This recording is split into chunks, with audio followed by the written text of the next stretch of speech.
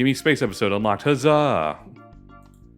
Welcome back to Pac-Man World here. So we're finishing the space world in this part, so that's about the average part length for the world. It's not too long, honestly. Yeah, the game can reasonably be beaten in like 4 or 5 hours, even if you're going for 100% on a first run. I was going to say, because when it was played for Pac-Man Fever, the charity event, it only took a few hours. But I'm also assuming they didn't 100% the game. Yeah. But, like, this is also a game that you can reasonably at 100% as you play through the levels. Yeah, there's some backtracking. Like, it's like, oh, I'm going to pick up the orange, and there was an orange door, so I have to walk back to the orange door. Yeah. So a lot of the platforming's designed to be able to be done both ways. Yeah, it's a bit like... It's a bit like the reason that I enjoy playing Crash Bandicoot 2 a little bit more than 3, because I don't have to replay any levels if I know what I'm doing. Yeah, you do have to replay levels if you don't find the key. If you're not going for 100%, the key is the only required collectible in order to beat the game. Because you need the keys in order to open up all Pac-Man's friends from the cages, and you need to do that in order to get to the final boss. Oh, actually, Wait, sorry. That is another change. I believe in the original you did need to do that, and in this version you don't need to save Pac-Man's friends. It just makes the final boss easier. I believe that's the case. I could be wrong. Please don't yell at me.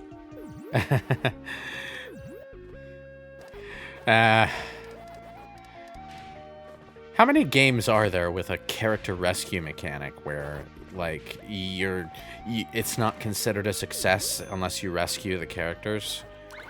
A good amount. I know there's a ton of examples, and I can't think of them off the top of my head because there's too many microplastics in my brain. I'm thinking Rondo of Blood, maybe. They had the maidens, but that was the only one that really mattered outside of your girlfriend Annette was Maria. Wait, who's the third one? Because I knew about your girlfriend and Maria. Who's Annette? Well, no, there's two other maidens that you rescue in that too, but they're just kind of They're just there. Villagers. Yeah. Yeah, I think the plot of that game involved abductions for human sacrifice. And that's specifically because I know like Dracula wanted to goad Belmont into coming to the castle. Yeah. Seems like a bad idea, considering by that point the Belmonts have kicked his ass literally like a... No, but it was fine. No, because he had the Dark Priest shaft on his side this time, too. Didn't they? Yeah, didn't I they? think it might have been a revenge thing, plus a potential, hey, I can wipe this family off the map so that they don't bother me again situation. Yeah. But, you know, the plot of Rondo of Blood was not exactly deep or all that well presented because it was a game in that era where Castlevania was still kind of learning to stretch its legs regarding story. So... it didn't really start to get complex until Symphony of the Night. And then they got a little too big for their britches and tried to write an origin story for the whole thing, and... Was I miss Castlevania. what is that? The fuck is that series called? Lords of Shadow. Was that ever meant to be like a strict prequel, or was that always? That was its own thing. It was a complete reboot, and I know this because they made the identity of Dracula completely different. Yeah, that was just a straight up different continuity. Then what game had like the first Belmonts and whatever? Lament of Innocence. Lament of Innocence was the first Belmont. That's the PS2 game, the 3D one. Yeah. It's not bad. It's not great, but it's not a terrible game. It also attempts to tell an origin story for Dracula, although it never gets to the point where he actually becomes Dracula. So you might actually miss the fact that it's supposed to be Dracula. Yeah. Matthias Kong. Okay, who was the vampire? That was Walter, I think. Something or other. Yeah, just a sort of weak sauce proto Dracula from whom the real Dracula gets his Draculaness. Well, that is something that you never really think about. In a lot of vampire stories, they never really go into what the first vampire is, because each vampire is always propagated by a different vampire. You know, Yeah. like Well, Vampire the Masquerade has this whole plot line regarding the antediluvians, who are supposed to be the original vampires, and if they ever wake up again, the world will basically end. But they're very sweepy, and they're not gonna wake up. Okay. It's just background mythology, really. Yeah, it depends on like what mythos you're going with, because like if Wait, there's like a Christianity in that world. I thought those were projectiles. Like, I thought those were hazards. Yeah, I thought so too. Maze time. Are you gonna actually win this time? I hope so. Do you know that the last Castlevania game on the DS, Order of Ecclesia, turns 20 in 4 Oh years? God, I feel old. I don't have any nostalgia for that one, so that's just like, okay, yeah, the DS is old. I knew that. That's the only handheld Castlevania game that I actually played to completion. You never finished Aria of Sorrow? No. Aria of Sorrow is great. I would really recommend I it. didn't want to play Aria of Sorrow until I got the first Soma game. That is the first. That was the first. That was first one. You're thinking of Dawn of Sorrow on the DS. Aria of Sorrow then. Okay. Play Aria of Sorrow. It's great. I would say you can skip Dawn of Sorrow. There's really not much. That's really all. As someone who still finds enjoyment in Dawn of Sorrow, I agree. It's in the advanced collection, right? I think so. Yes, it is. Yeah. Aria of Sorrow, yes. Yeah. Okay. Then I can play that. To this day, the DS games have not been re-released in any capacity, and it kind of infuriates me. I mean, Dawn of Sorrow is a little bit harder because you have the stupid touchscreen gimmicks, but you definitely could do Jonathan Charlotte in Order of Ecclesia. Portrait of Ruin, yeah. That's the one I really want to see re-released, because that game is not perfect, and it's kind of buggy. Re-release it with some decent goddamn character portraits, please.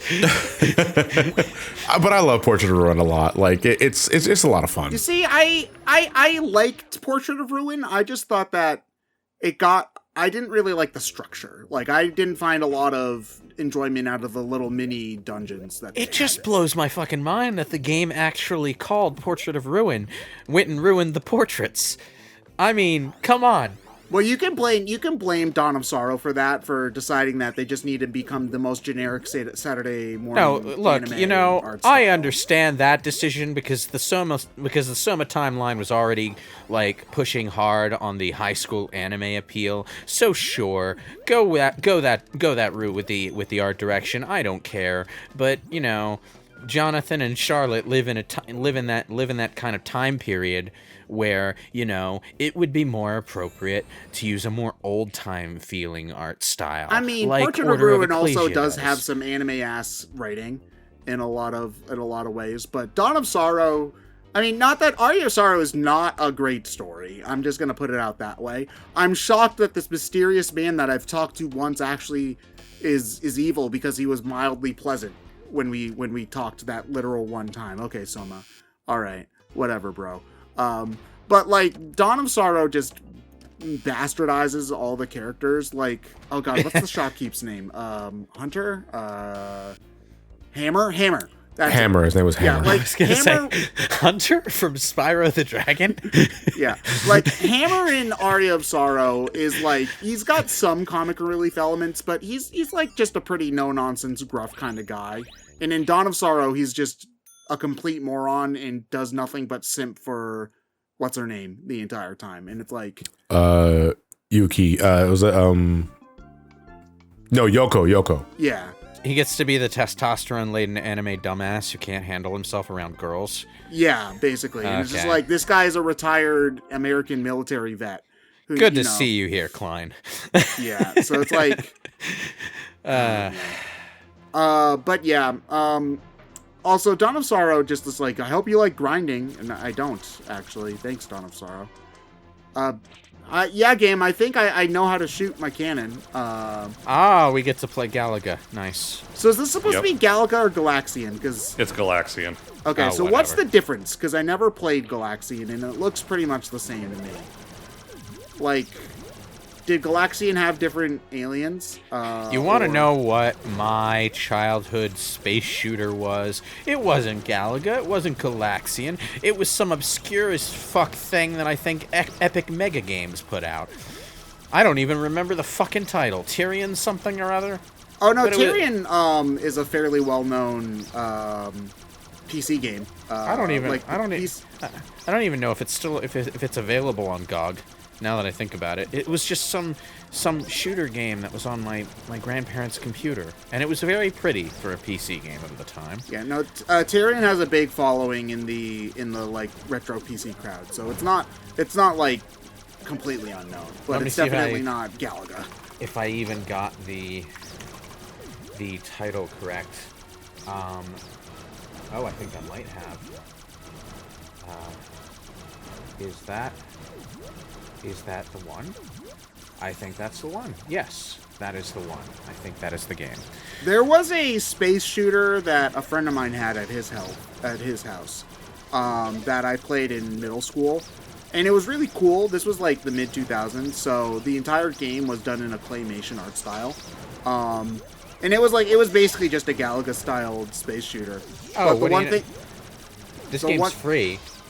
Oh, Tyrion? Yeah. Yeah, it's free. Yeah, it's from like 1989 or whatever, so it's not that surprising. Yeah, the one thing I remember about that claymation space shooter though is that there was a stage that's called Finally an Easy Level. Oh.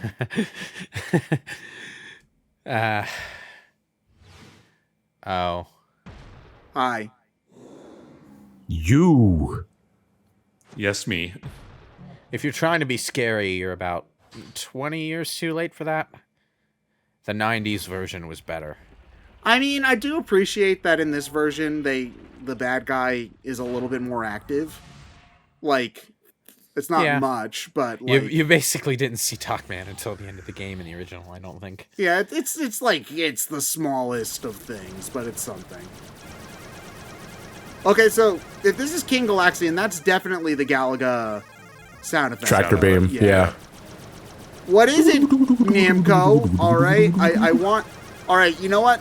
Here's a hot Galaga take. You know, going back to like 1982 for the hot Galaga takes. I don't like the double ship power up. Like, it's way too hard to get, and you lose it in 5 seconds because now you have double the hitbox. All right. Well, I was gonna say like that was the whole balance around it, was that you have twin shooters now, but you're also wide as shit. Yeah, but it's like it's not worth the effort though, because you have to like let yourself lose a life, which is a huge deal in that game because it's not easy for an average player. And then you have to get it back, and then your reward is something you're gonna feel for 10 seconds and then lose it. When I could think just of how keep big that your pee-pee will feel though when your score go up. You could get your score go up with one shooter and keep an extra life to have even more score go up. Yeah, but big number. John, it's called delayed gratification. Have you ever heard of it? Big number. Okay. All right, John. We've lost him. I mean, I can kind of see the big hitbox thing being an issue, but, you know. I mean, it is an issue. That's why. So in the original Galaga, if I remember correctly, you can get up to 3 shooters at once. You can get 3. Like How the hell do you even get? Oh, right, because then if they capture the double, you go back to 1, and then you can No, they captured. I guess that's how it would work. I also just might be misremembering, but I was pretty sure you can go up to 3. Yeah, but then you'd never be able to dodge anything with 3. No.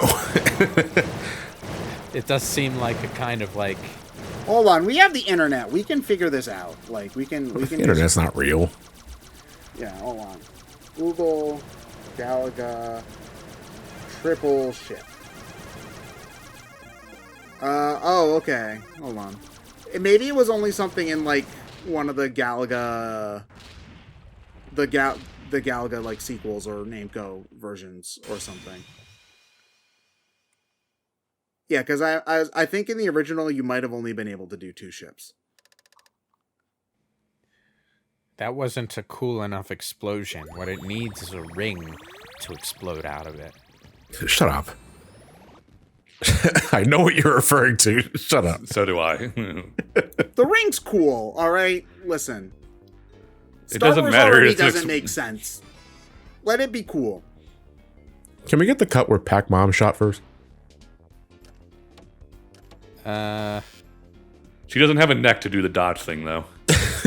No, that's why they just CGI her top part of her body just shifting awkwardly to the left. Maybe she can do the woo kind of like her, like, do you know what I'm talking about? The having her mouth like collapsing on itself. That weird as hell animation from the original game when you die, Pac-Man dislocates his jaw to the point of death. Dislocates his jaw and eats himself into oblivion. Real Ouroboros. You see, Pac-Man's really a commentary on the United States self-consumption and gluttony, in which our own death will be our literal own demise as we eat ourselves to oblivion. No, do the other one, Ryan. No. We have to do both of them eventually.